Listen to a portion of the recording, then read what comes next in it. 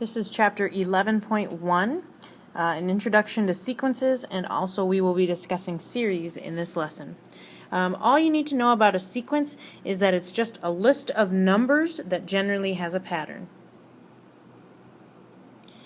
And again, this list of numbers usually has a pattern, and so we can see a sequence down here, and you'll hopefully notice that the pattern basically says that we add 3 each time. So that's one way to think about this sequence. Now, there's some notation we need to get used to, and the notation that we're going to use is this A with, it's called a subscript of a number. So A with a subscript of 1 basically refers to the first term. And so when I say what's the term, really what I mean is what is the number in the list, where is that, what is its position. So is it first, second, or third? And usually we will use the notation A with a subscript of n to just refer to the nth term. Whoops, the nth term there in our list. So when you see this little a with a subscript n, all it's referring to is this is the number and this is where it is in the list. It's either first, second, third, or wherever it is in the list. So that's our notation. So now we want to see what a sequence looks like when it's written out as a rule. And a rule is basically an equation that will describe and allow us to generate our list of numbers. Because our list will go on forever and ever in some cases, and so when we have a rule, then we can generate our list to however many terms that we want. So our directions here say generate or write the first 4 terms of each sequence. So let's look at our first sequence. It says an equals 5n plus 2. And so what I want to do here is to generate a1. What that means is n is equal to 1. So in my equation, or in my rule, where there's an n, I need to plug in 1. And this gives me that my first term, is 7. To generate my second term, that's going to be a2. I'm going to put 2 in for n.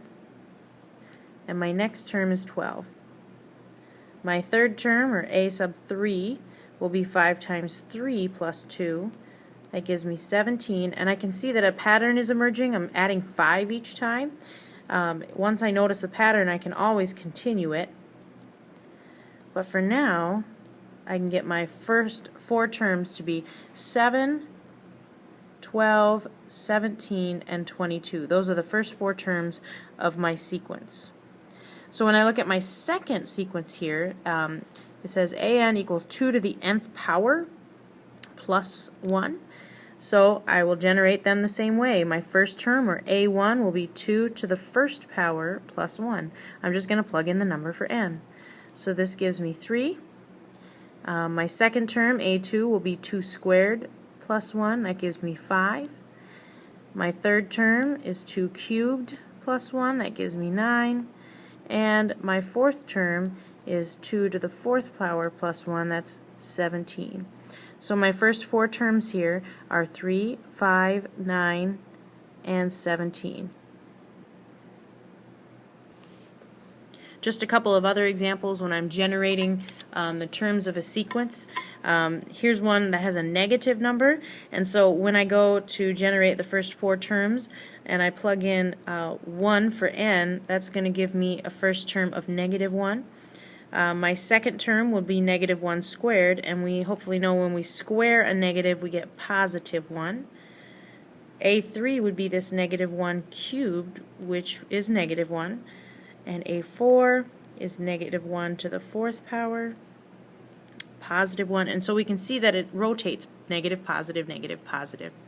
And so the last sequence here that we can generate here, it happens to have 2 n's, but that's okay. All that means is when I find my first term, I plug in 1 for the first n and 1 for the second n. And that's going to give me my first term of 2, which means a2 then is 2 squared plus 2. That's going to give me 6. a3 is 3 squared plus 3. That gives me 12. And then a4 is 4 squared plus 4. That gives me 20. So there's my first 4 terms. So now what we want to do is we want to take a sequence that's already been generated and write a rule for it. And so the first thing that I'll do anytime I need to write a rule is I'm going to write out what n is. So 1, 2, 3, 4, 5. N is just first term, second term, third term, fourth, and fifth. And so what I want to do now is take a look at my n, and I want to write a rule in terms of n, in other words using n, to figure out how I can generate my list. And if I look carefully, I'll notice that I'm doubling my n. 2 times 1 is 2, 2 times 2 is 4, 2 times 3 gives me 6, 2 times 4 is 8, 2 times 5 is n. So my rule will look like this. an, the nth term, whatever term I want to generate, is just 2 times n. So for my second example down here, I'm going to do the same thing. I'll write n underneath, 1, 2, 3, 4. And now I'll need to look and see, okay, what am I doing to n each time? And if I look carefully, I'll find that to get my nth term, I take n and add 3. I want to do it in terms of n, so I'm looking and saying, what am I doing to these bottom numbers? And the last example, I'll write my n underneath. N is 1, 2, 3, 4, 5. So what am I doing each time?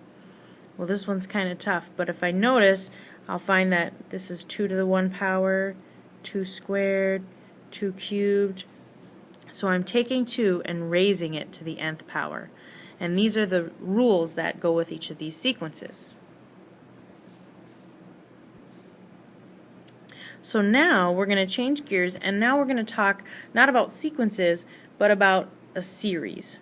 And what a series is it's the sum, or when we add up the terms in a sequence of numbers.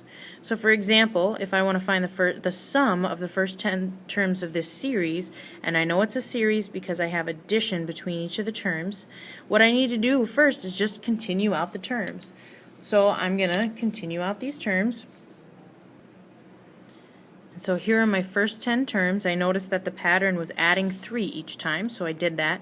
And then all I'm going to do literally is just plug it into my calculator, and when I do, they all add up to 185, and it is literally as easy as that to find the sum of the first 10 terms of this series.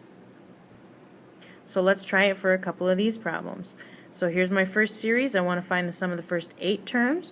So I need to continue my series or my sequence or my pattern out for 8 numbers. There's my first 8 numbers, and I literally punch them into my calculator and add them up. That's all I have to do.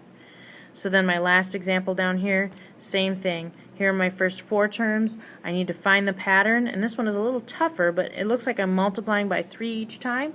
So I'm going to do that. 243, 729, 2,187,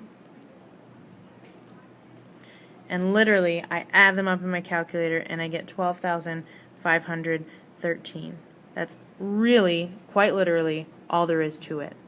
But the problem is that when we have a series or a list of numbers, we don't always want to write out all this big long list of numbers. So we have a little bit of new notation that's going to tell us to do exactly what we just did.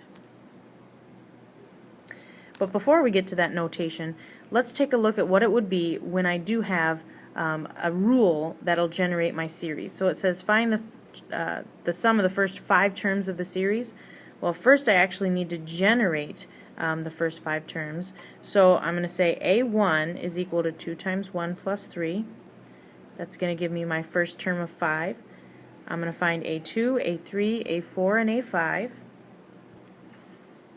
And literally, once I've generated my 5 terms, I'm going to add them up and find the sum. They add to 45. So now let's take a look at that notation I was talking about.